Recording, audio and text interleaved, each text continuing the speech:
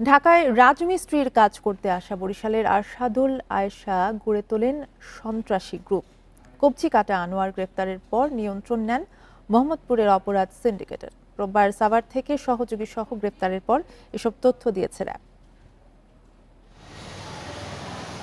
গত জুনে মোহাম্মদপুরে ছিনতাইকারী রাজুর ওপর দলবল নিয়ে হামলা করে আয়শা গ্রুপের প্রধান আরশাদুল হক আয়শা। রাজুকে চাপাতে দিয়ে উপর্যুপরি আঘাত করে তারা। টার্গেটকে কুপিয়ে আহত করার পর দলের সদস্যদের উজ্জীবিত করতে টিকটকে ভিডিও বানাতো আয়শা গ্যাং। মোহাম্মদপুরের বায়তুল আমান হাউজিং এলাকায় রাজমিস্ত্রির কাজ করা আয়শা এলাকার ছিনতাই ও চাঁদাবাজির নিয়ন্ত্রণ নেন। গত ফেব্রুয়ারিতে আমরা এই অত্র এলাকার শীর্ষ সন্ত্রাসী কবজিকাটা আনোয়ারকে গ্রেপ্তার করি। আনোয়ার গ্রেপ্তারের পরে এই আনোয়ারের শূন্য স্থান দখল করার জন্য এই আয়শা নিজের নামে আয়শা গ্রুপ নামে একটি সন্ত্রাসী বাহিনী সে নিজে গঠন করে এবং এই সন্ত্রাসী বাহিনীতে রয়েছে এই ইউসুফ, বেলসা মনির, টাকলা রিপন।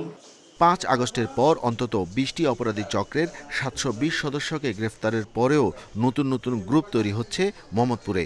একজনের পতন হলে তার সাম্রাজ্য দখল করছে নতুন সন্ত্রাসী। এই ২০টি যে শেষ তা না, আজকে আয়েশাকে গ্রেপ্তার করে আমরা আইনের আওতায় নিয়ে আসলাম। দেখা যাবে এই ২ দিন পরে আরেকজন আয়েশার জায়গাটা দখল করে সে আরেকটা বাহিনী গঠন করে ফেললো এবং সেও এরকম একটা বড় ধরনের অপরাধ সংগঠনের পরে আমরা তাকে আইনের আওতায় নিয়ে আসবো।